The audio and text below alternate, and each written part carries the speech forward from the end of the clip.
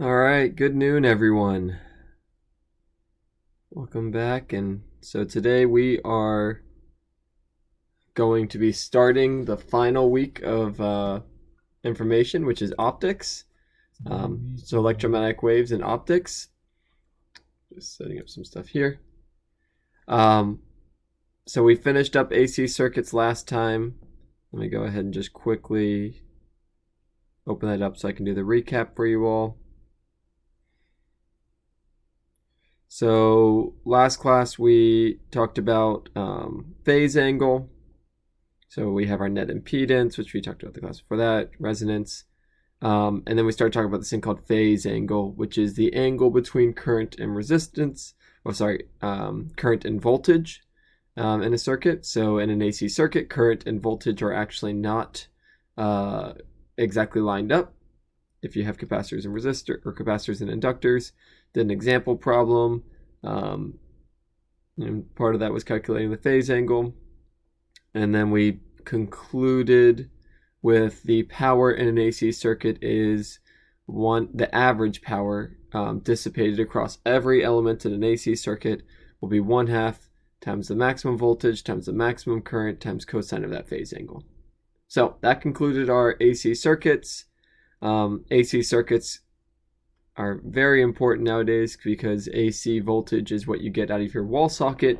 Most of your devices have a AC to DC converter, because most devices, for instance, my laptop here, the charger for it has one of these adapters, and it converts the AC voltage from the wall into DC so that it can actually use it for the circuitry. But different circuitries have different architectures to them and different functions, and so they will design them differently, and some do benefit from AC whereas others benefit from DC. So transformers, for instance, benefit from AC. But that is the last little bit there. We're moving into our new topic, which is the last one, and it's going to kind of cover, ideally we would have maybe an extra week to talk about optics, and I would spend a bit more time in certain areas, but this is just going to be kind of a hodgepodge of all the different topics for optics. And so I kind of selected the ones that I think are going to be the most relevant for you all moving forward, and making certain getting you, each of you, the foundations you'll need and the stuff you'll see. If you are in the photonics track, you're going to see a lot more of this stuff clearly. Other than that, physics majors, you're not, unless you go the optics track and that's something you're interested in and you do research in that area, you won't actually see any more of this stuff unless you take electives in this area. And the rest of engineering major is very unlikely to see continued stuff. So all that to say, it's good to kind of talk about some foundation pieces here, some foundational concepts, because this is quite important. And there's a lot of different applications for this knowledge engineering-wise. So first thing we're going to talk about how light is an electromagnetic wave. We're going to then define what an electromagnetic wave actually is and how we characterize it. Talk about the relationship between wavelength and frequency, again defining what each of those are. Characterize how light actually reflects off of things and how we can predict which way light will go if it hits an object. Talk about how light, we're going to use the word bends, how it changes the direction it's moving when it moves from one medium to another. So for instance, we're moving from air to water, or from like water to oil, just through any transparent medium, and medium is just whatever it's traveling through. And then identifying how convex and concave lenses focus or disperse light. So what we're missing here that we're not able to talk about is mirrors. We're not going to spend too much time on those. Those would kind of collapse into this latter section about lenses. And we're not going to get to do as much ray tracing diagrams as we would like, but we'll certainly look at those some.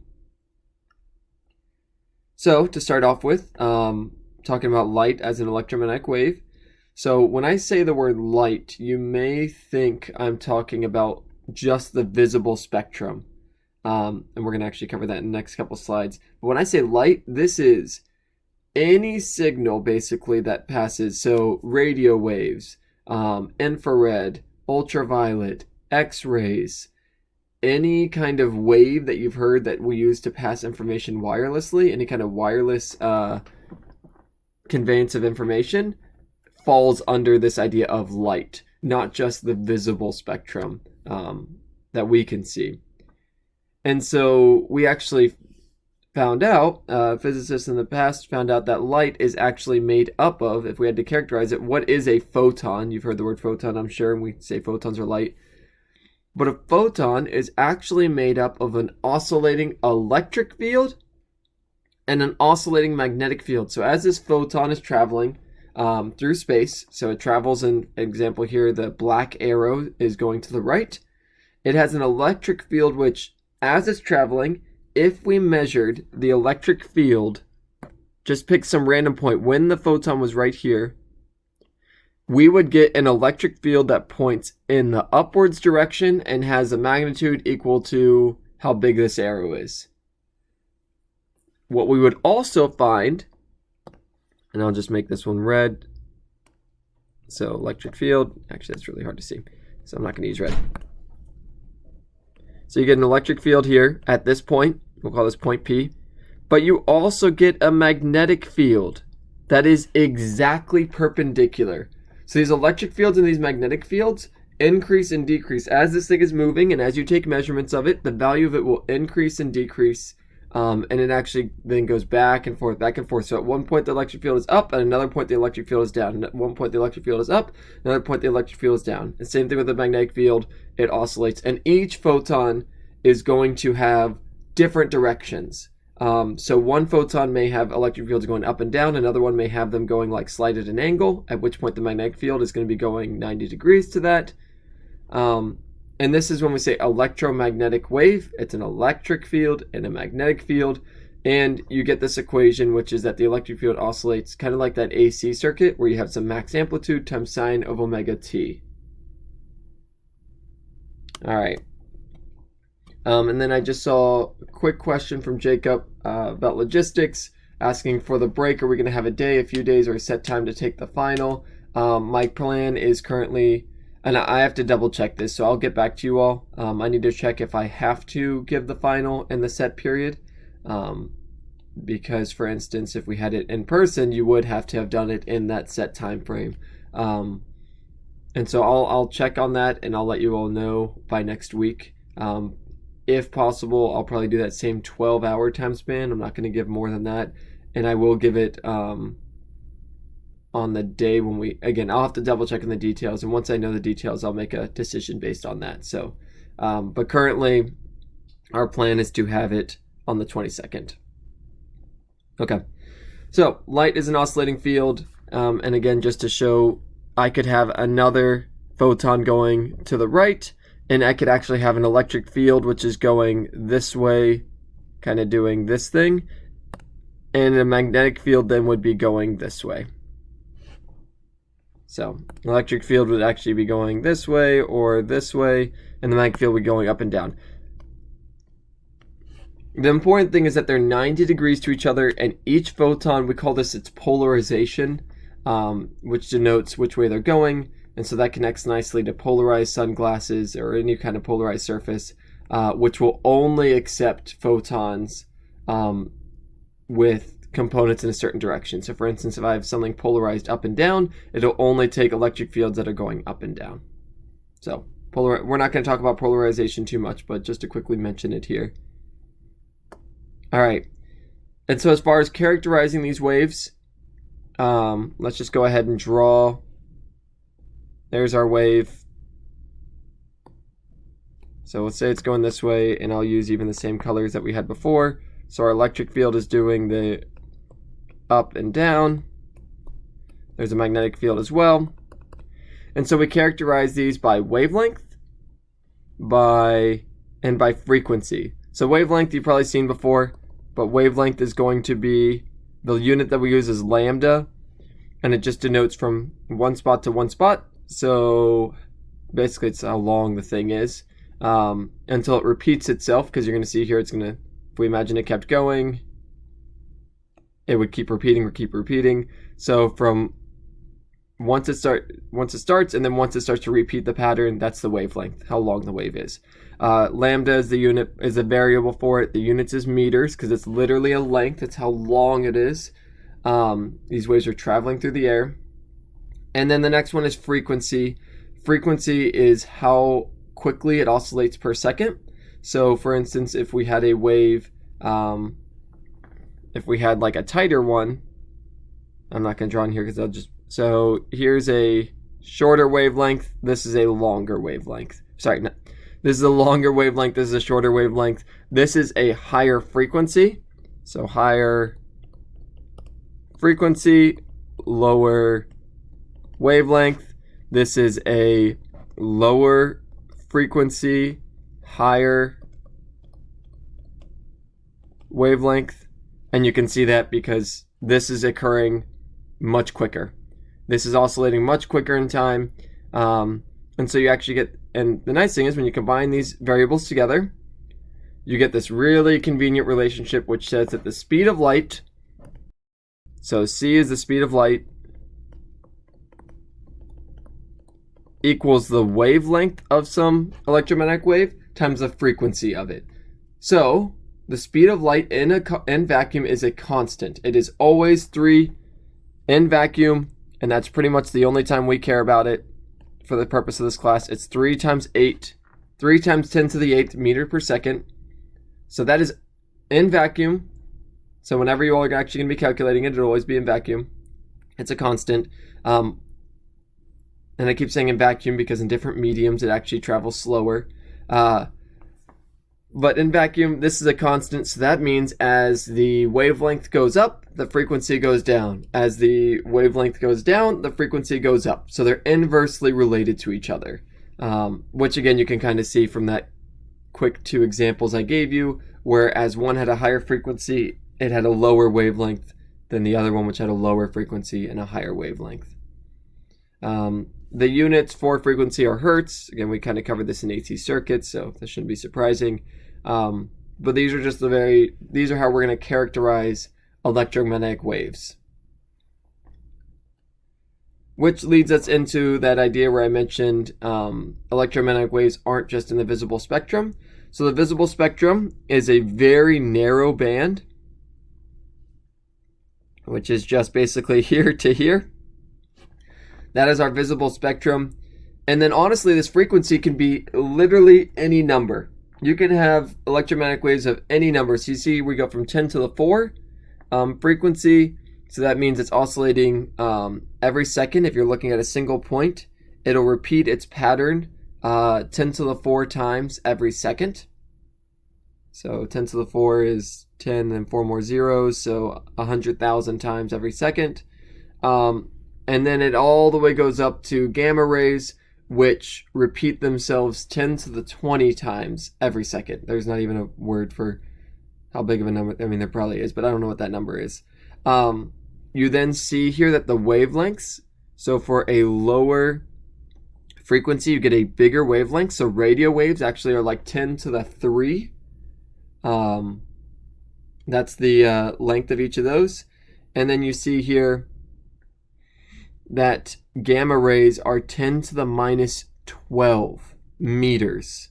So the distance between atoms is roughly 10 to the minus 10. And so this is 2 orders of magnitude smaller than the distance between atoms. And so we have all these different waves, and all of these we've found different functional purposes for. So radio waves are really long, and they have characteristics that they can transmit for long distances, and they're kind of easy to make. And then visible clearly is kind of what we see. But if we wanted to measure, so if we wanted to look at something that is smaller, so let's say just an atom. Let's go all the way to the smallest thing. Let's look at an atom. An atom would fit somewhere in here. I mean, you can see atoms right there. So there's atoms. If we want to look at atoms, we need to use a wavelength that is smaller than the atom. If you're using a wavelength that's bigger than it, you're not going to be able to see it. You're not going to, the wavelength is larger than it, so it's not going to even like reflect off it nicely. So that's when you're actually looking at atoms, you actually have to use you can't see them no matter how good of a microscope someone makes. Visible light won't work. You're going to have to use something that's way smaller. And the last thing I want to point out here is that the temperature, so everything emits these waves at all times. So for instance, your body right now, that's the whole infrared cameras, CU, so heat sensing cameras.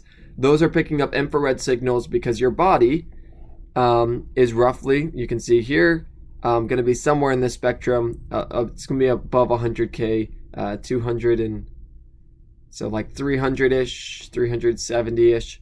So it's going to be somewhere here. So your body is producing infrared electromagnetic waves all the time.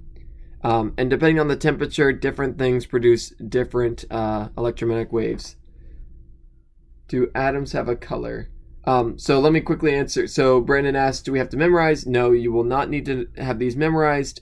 On the test, I will give you exactly what it is. So for example, on a test, I'm not going to say, oh, I have a radio wave, and because radio waves have a spectrum of how big they are, so I'll give you the exact number of either the frequency or the wavelength if you have to do any of these kind of calculations. So you won't need these on your formula sheets or anything like that, because there's no way so as I just said, if I said radio waves, there's a whole spectrum. Radio waves isn't an exact number, it's a spectrum of values.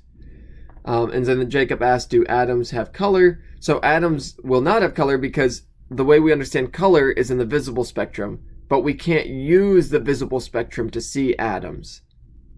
So when you have a collection of atoms, when you get enough atoms that they're larger or roughly on the same scale as visible light, so this order of 0.5 times 10 to the minus 6 meters, if you have enough atoms to make up that, then they're going to get a color associated with it, because then you can actually see it with the visible spectrum. But color only makes sense in the visible spectrum. So whenever we say color, we're only talking about this because that's how we see color. Color is a thing that only makes sense to humans because we're the ones, I say to humans, it's a thing that we understand because that's how our eyes work. And that's what the wavelengths we pick up, and we see green because of the way our body biologically works.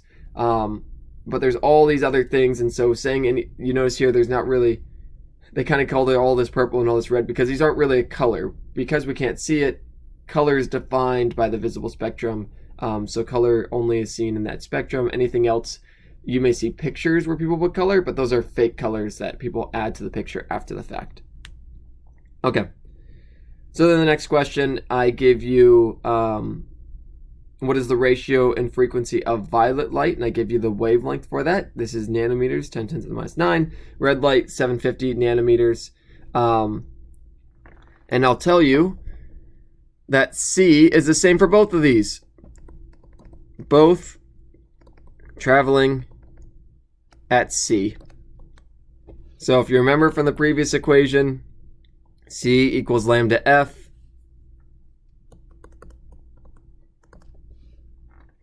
So if they both equal C, then these are going to equal each other, and you'll just use that to set up the ratio. One thing I guess real quick before the break, a more general expression for this is the velocity of it equals lambda F, whatever the speed that the light is moving equals lambda F, but we only really care about the specific case in vacuum, which is, in vacuum it travels at C. At any other, in any other medium, it travels actually slower than that. Okay, so feel free to kind of look through these things if you have any questions. So we'll come back at 11:51, and then we'll start talking about reflection after that. So if you have any questions, let me know. For like a couple minutes, take a break, and 11:51 we'll come back and resume. And oh, where'd he go?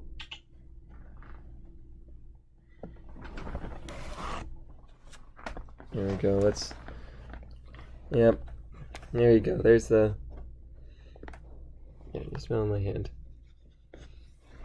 Great. Yeah. In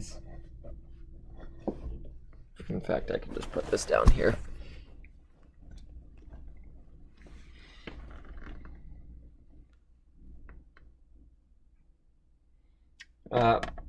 Gosh, I forget. I think he's five in a few months.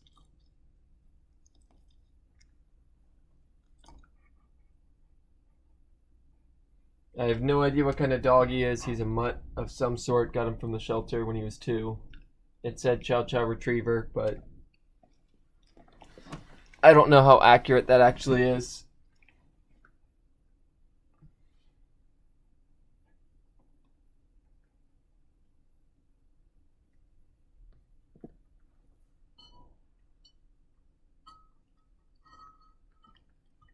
Yeah, so I got him when he was 2, and he's 5 now, so I've had him for the past 3 years.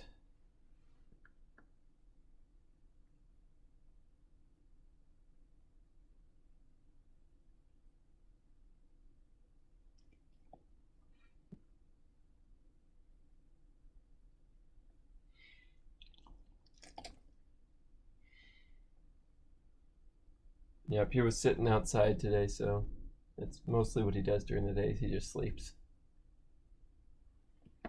and stares at me.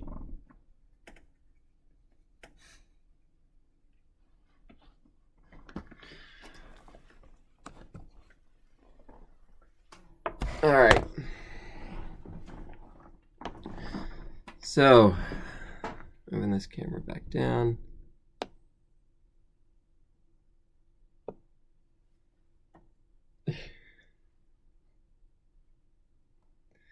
Yeah.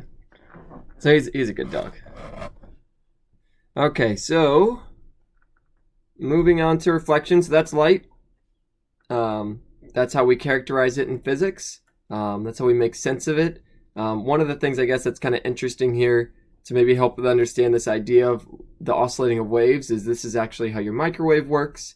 Your microwave has a very specific frequency. So it chooses a wavelength, a very specific frequency. I don't remember the exact value. You can look it up. And that exact frequency is such that, so I'll even draw this here. So all of your food is made up of water molecules. So microwaves. All of your food is made up of, so you have your oxygen. Usually that one's actually blue for some reason. I don't really know. And then you have your 2 hydrogens. Okay, and then the oxygen likes to take a couple of them, so you get this dipole. And I believe it's more negative up here and it's more positive down here. Sorry, other way around. It's more positive on the top and it's more negative near here. All this to say, this is a dipole where you have a positive end and a negative end. And so when you have when I have this electric field going through, this is my microwave, which has the electric field oscillating. This electric field is going to interact and result in a force on this dipole.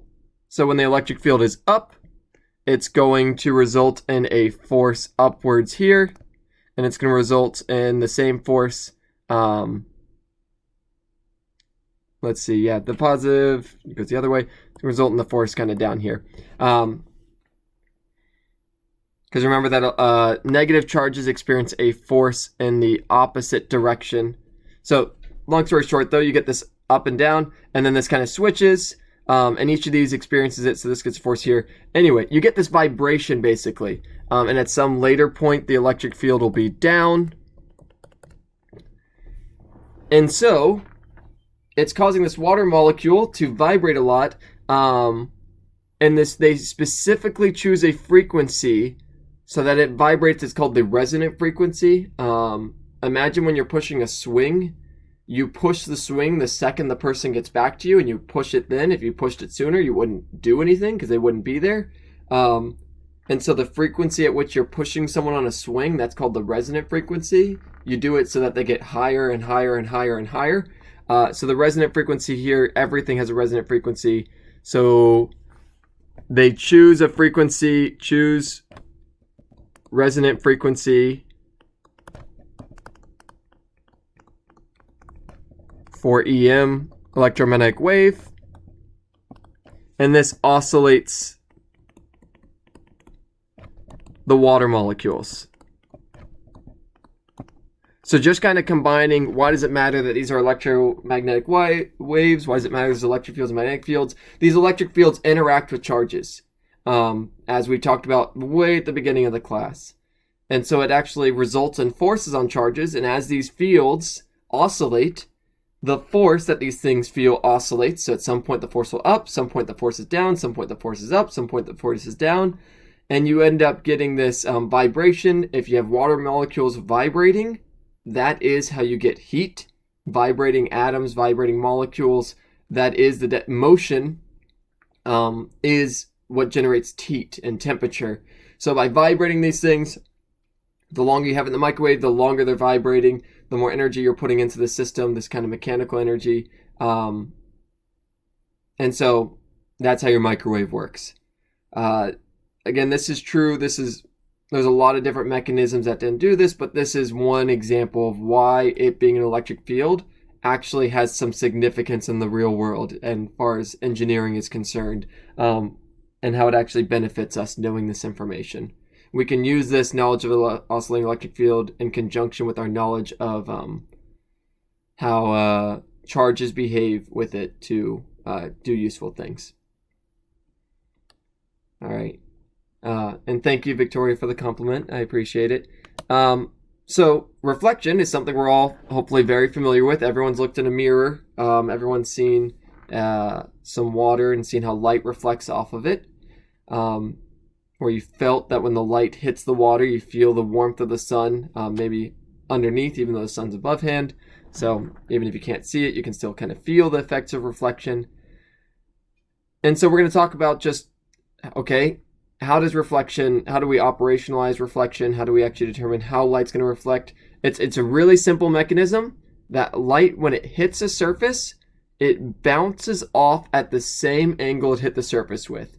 And the direction it bounces off, the angle is measured with respect to that surface area vector. Remember that area vector that we've used for a lot of things now. We're using it again. The area vector is the vector perpendicular to the surface. So if you have a flat surface, that's real easy to kind of show. This is our area vector. And you see here it comes in with some angle and it leaves with the exact same angle. So theta I equals theta R.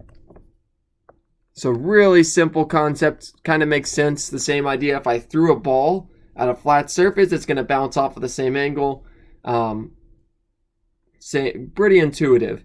And then we just have to be able to take that to more complex surfaces. So if you had a bumpy surface, so we imagine that things are flat. But in reality, if you looked at something really, really close, and you've probably seen this, if you look at a microscope under a surface, so for instance wood is really bumpy. And so what happens when light hits wood is that you get all these bumpy surfaces, and we imagine at any curved part of it, we can draw that area vector. So that's what all these dotted lines are, the area vectors. And you see here that light that initially comes in one direction ends up getting scattered all over the place. And so this is why rough surfaces aren't shiny. Rough surfaces have all these different bumps and divots, and where light is getting reflected and all over the place.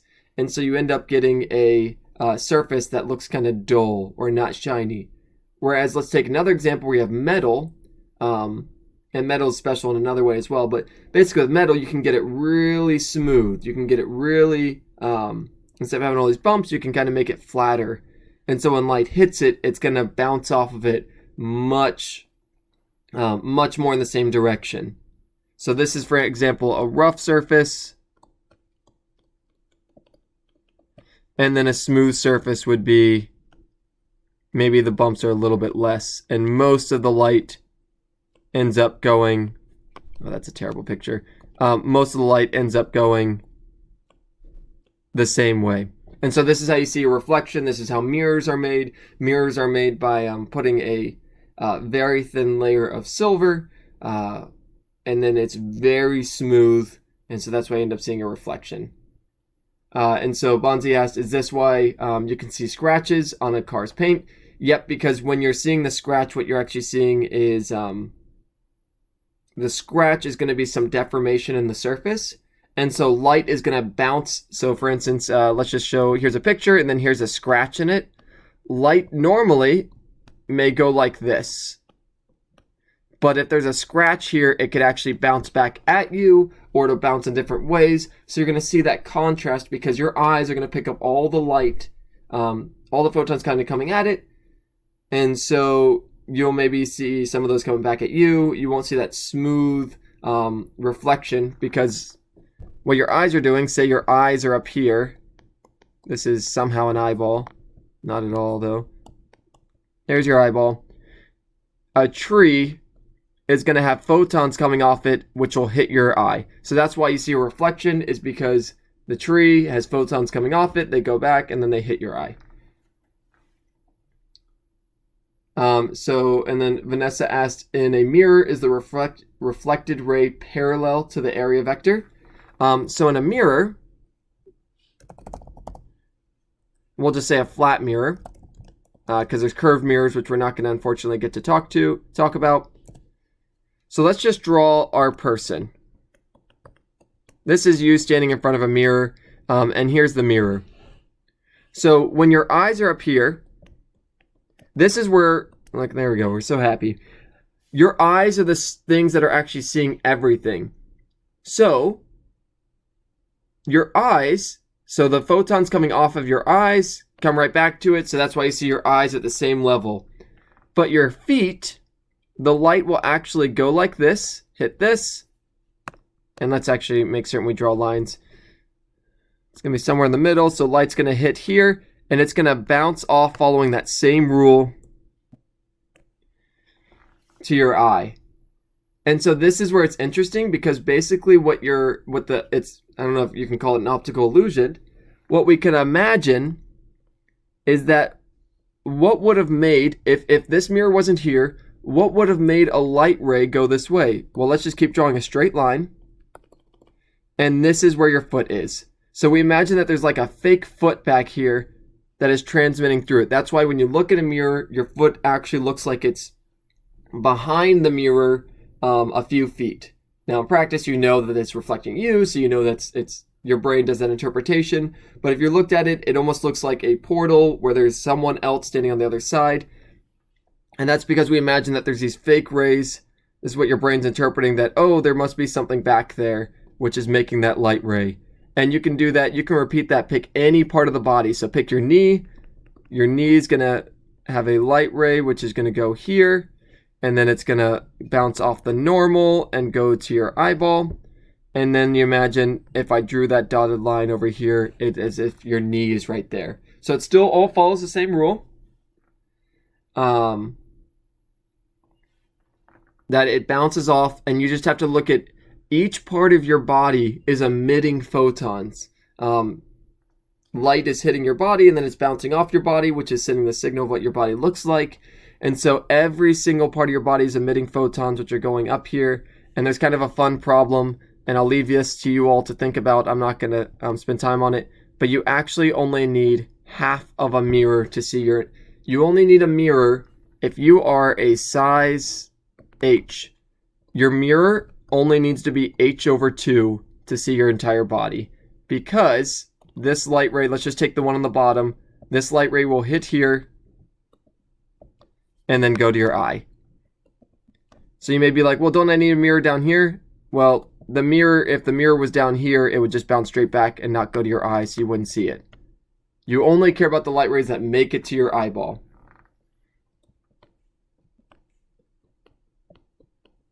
Still happy. So, just kind of a fun problem to kind of think through if you want to kind of think about this a bit more. All right. Last thing I'm going to quickly, so ideally I'd give you all a little bit to think about this. And maybe I'll come back to that actually. Let's see, because I do have, I'm not going to be able to get through this. All right, so yet again, I thought I'd get farther than I would, but I didn't. So I'll go back. If you already started the clicker questions, shoot me an email, but I need to take away one of the questions again. Because we only have one question for today. I thought we'd get farther. So how do you design something? So how do I design something to make the electromagnetic waves always bounce back in the same direction it came from? So if I had a bunch of waves coming in like this, I want them to bounce back the same way. Doesn't matter what direct, and this thing should work for any angle. So if I have waves coming like this, I want them to bounce back the exact same way. So it's kind of an interesting engineering problem. So someone mentioned a circle, so let's just see what happens if we put a circle here, if that works. If you put a circle, I will tell you that this one will. So a circle, we have to find the tangent line at the point where the light hits it. Tangent line, the perpendicular area is going to be perpendicular to that. So one of them will bounce back. But if we look at this one off here to the left, we draw the tangent where that would intersect. We get our perpendicular. Let's draw that better. Perpendicular like this. So the perpendicular to that is going to be this way. You actually get one bouncing this way. And if we did the same thing here, this one's going to bounce this way. All I did was same angle coming in, so maybe that one bounced a little bit more. So circle won't quite work because a circle will only reflect the ones that are exactly hitting it. You'll get some back, but you won't get all of them back. So circle doesn't quite work. What you actually have to use, and this is really, and so I didn't know this before I taught last semester, but I found it, and it's actually in the book, and it was a really interesting thing, which is why I'm sharing it. It's called you have to put a corner. Granted, now I'll tell you there's some limitations with this, clearly. So I guess real quick, someone said perpendicular plane. If you did a plane and you had light coming in this way, light would end up bouncing back this way. So that one doesn't quite work either. Sphere follows the exact same things as a circle, same rationale. So you actually end up designing a thing that's, so some reflective surface that's so two reflective surfaces at a 90-degree angle to each other. When you put two things that are a 90-degree angle to each other, you get this effect that no matter which way, so if I had light coming in here and here, it's going to still bounce and go back like that. This one's going to bounce and go back like that. So no matter how high up the waves are or how low they are, all the ones going in the same direction all end up returning back the same way. And you can see here a clever design, because you may be like, well, what if light's coming here? Well, that's not going to work. But you just see, this is one that's used in a boat where they just have a bunch of these systems together. So they have some perpendicular surfaces on one side, then on another side, then on another side, then on another side. And so the result is that no matter where light's coming through, it's going to hit these perpendicular planes and bounce immediately back. This is actually, so example A here is a reflective surface they actually left on the moon, which uses this mechanism. So this surface here is made up of a bunch of these, like a bunch of perpendicular kind of V's. So this one was basically going to look kind of like this. And the idea here is that they wanted to have something on the moon. So when they, I don't know if they sent this with this people or if this was something that came with a unmanned mission, but they placed this here so that they could send a signal to the moon, bounce it off of this thing, and get the signal immediately go directly back. And because of how quickly light travels, they can kind of factor in any kind of movement. But this allows them to measure, if they know how fast their light is traveling, they can measure the exact distance between the Earth and the moon at any time really accurately. So that's one application. Another one is the thing that you would put on your bicycle or on your car or on yourself if you're walking at night. Because if you have a car, the car is shooting its headlights out, and if you're there, you want those headlights to bounce right back at them so that they see this really bright spot there, and they see that you're there. So that's another application. And then the boats one, boats are traveling around.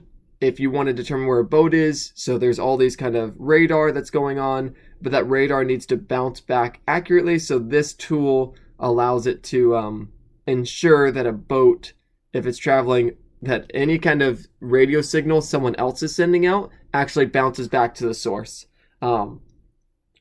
Because if you're out the ocean, you want other people generally to know where you are.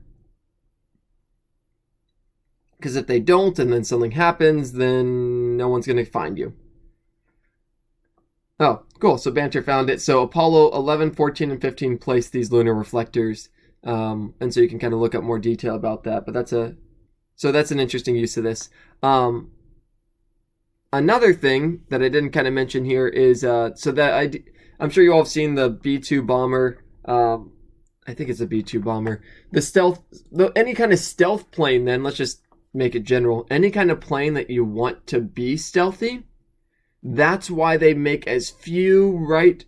When they're designing any kind of stealthy plane, or any kind of stealthy anything, you design it to have as few 90-degree angles as possible. You want that thing to be as flat and have as less of these corners as possible, because these corners are the things that are going to reflect signals back, because in the case of a boat, they do want to be seen. In the case of a plane, they don't. And so they want to avoid any kind of radar. And so you design your plane with this in mind. So just kind of a fun little application of this, how this is useful. Okay, so that is going to conclude what I'm going to talk about today. Again, went a few minutes over, so I apologize for that. Yep, B-2 Spirit, yeah. So plenty, yeah, so B-2, you all can look that. Unfortunately, we don't have time, otherwise I'd pull up a bunch of things. But yeah, so it's a very interesting application of this. So that concludes it for today. Talked about lights made up of how we characterize them, wavelength, frequency, and then talked about how they reflected and the spectrum of light. Next class, we're going to talk about light traveling from one medium to another. So going from like air to water, or even going from denser air to less dense air. As light travels through different mediums, it actually moves at different velocities, and the result of this is that light ends up bending. And so we'll talk about that. I'll try to give some examples to clarify why it actually bends, but this is something you probably experienced. If you've looked at the water, you saw something in the water, if you reached for it, it was actually in a slightly different spot. That's because of the light bending. So we'll talk about that next time. But I'm going to go ahead and end the stream and do the one clicker question from last time. And I will see you all next time. All right? Have a wonderful weekend. See you all Monday.